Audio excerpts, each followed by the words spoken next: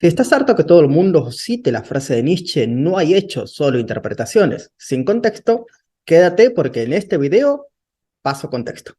Como bibliografía estaré utilizando el texto de Nietzsche, Nihilismo, escritos póstumos, pero no se preocupen que solamente voy a usar un par de parágrafos, los cuales van a estar citados también abajo en caja de descripción del video si les hace falta.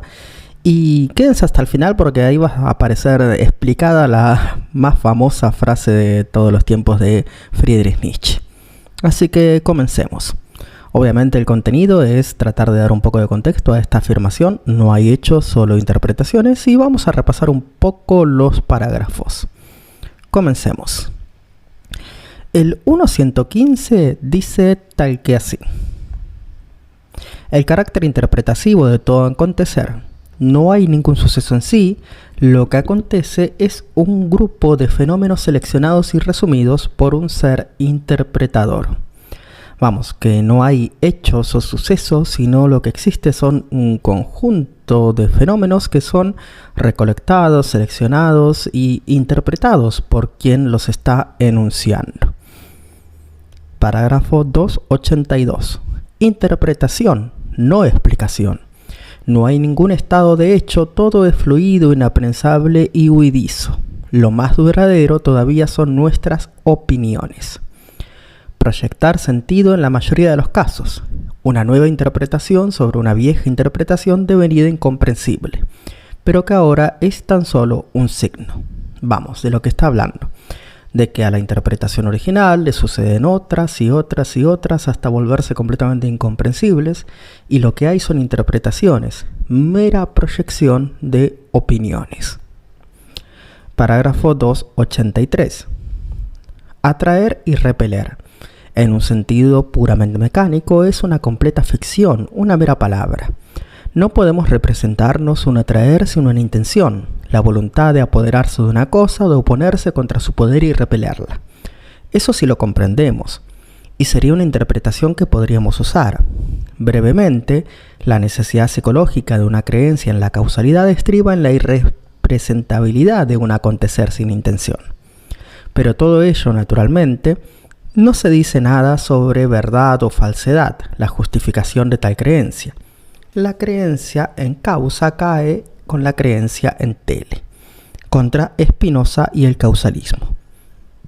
Vamos, que lo que aquí está hablando es que incluso las cuestiones más mecánicas, si se podría decir, son una mera interpretación del ser humano y de cómo suceden las cosas, y que la intención en el accionar es más comprensible que estas cuestiones.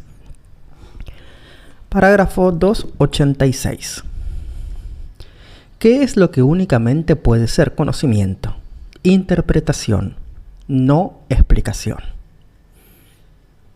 Parágrafo 208.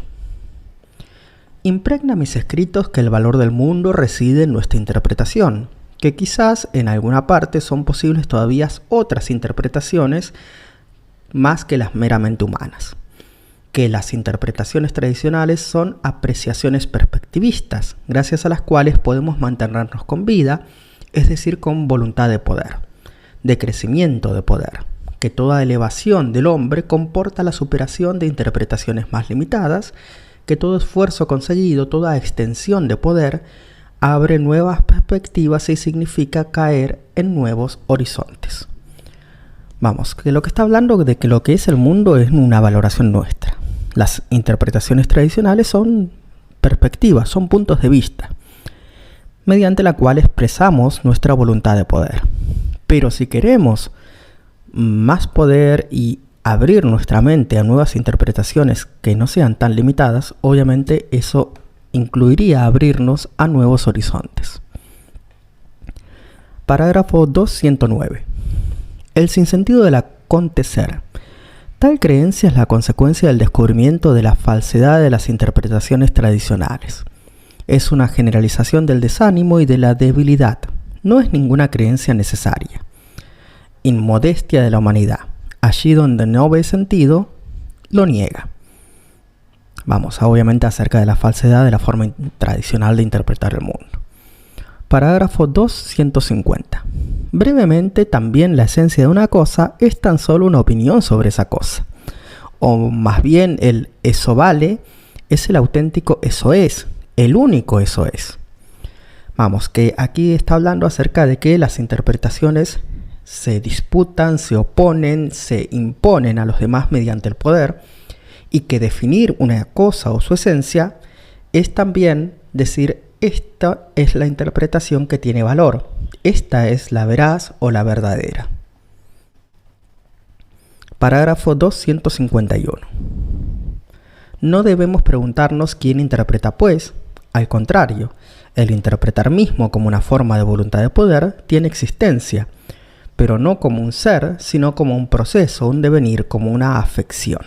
Vamos, que la interpretación misma es un fenómeno en sí mismo y con su propia lógica que responde a la voluntad de poder. 265. Mi mayor principio: no hay fenómenos morales, sino solamente una interpretación moral de los fenómenos. Esa interpretación misma es de origen extramoral. Recuerden la cita clásica de la verdad y la mentira en el sentido extramoral. Aquí lo que está afirmando precisamente es que no existen los fenómenos morales, sino que solamente hay una forma moral de interpretar los fenómenos, y que los fenómenos no son ni morales o inmorales, justos o injustos, buenos o malos, bellos o desagradables, sino mediante la vara humana. 274. No se encuentran las cosas nada más de lo que uno mismo ha introducido en ellas. A este juego infantil del que no deseo pensar mal se le llama ciencia. Muy al contrario, continuemos con ambas actividades. Necesitamos un buen coraje para ambas. Los unos para reencontrar, los otros para introducir. El hombre no encuentra las cosas finalmente nada más de lo que uno mismo ha introducido en ellas.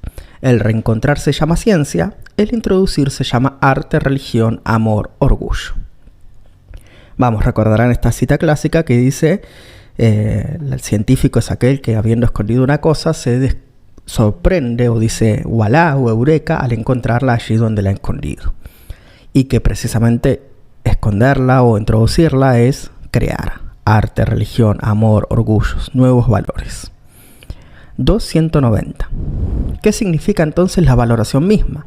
¿Remite a otro mundo metafísico detrás o debajo, como creía Kant, que precede al gran movimiento histórico? Brevemente, ¿dónde ha nacido o dónde no ha nacido? Respuesta: la valoración moral es una interpretación, una especie de interpretar. La interpretación misma es un síntoma de determinados estados fisiológicos, así como un determinado nivel espiritual de juicios dominantes. ¿Quién interpreta? Nuestras afecciones. Vamos, ya conocer a Nietzsche. Voluntad sana o debilitada, fortaleza, etc. Estados anímicos que determinan cómo interpretamos el mundo. Parágrafo 5x3. Ponemos la palabra allí donde comienza la ignorancia, donde no podemos ver más allá. Por ejemplo, yo, hacer, sufrir. Estas que son las líneas del horizonte de nuestro conocimiento, pero no verdades. Vamos, que está recordando lo que decía al principio del texto, que el yo es una mera infección, una mera invención, una mera creación de nuestra interpretación, de nuestra forma de ver y hacer el mundo. 5x22. Solución fundamental. Creemos en la razón, pero esta es la filosofía de grises conceptos. El lenguaje está construido sobre los prejuicios más ingenuos. Entonces nuestra lectura proyecta desarmonías y problemas en las cosas porque solo pensamos dentro de las formas del lenguaje. Por ello creemos en la verdad eterna de la razón. Dejamos de pensar si no queremos hacerlo en una coacción del lenguaje, precisamente por ello todavía llegamos a la duda al ver aquí un límite como límite. El pensar racional es un interpretar según un esquema que no podemos rechazar. Bueno, aquí está hablando de la paradoja clásica de Nietzsche. Pensamos lo que nos permite nuestro lenguaje y precisamente es una limitación que nos hace creer que la única forma racional de pensar es pensar silogísticamente.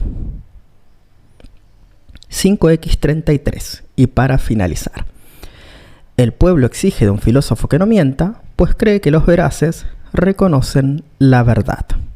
Bueno, hasta aquí nuestro brevísimo, curioso y caótico repaso del día de hoy. A mí me ha encantado, por lo menos siempre es bueno repasar a Nietzsche. Si a ti también te ha gustado, por favor, déjame un like, compártelo con tus colegas y amigos. De esa forma me ayudarías a que este sea uno de los canales más grandes de divulgación de la filosofía, la lingüística y las ciencias sociales en general. Un saludo grande y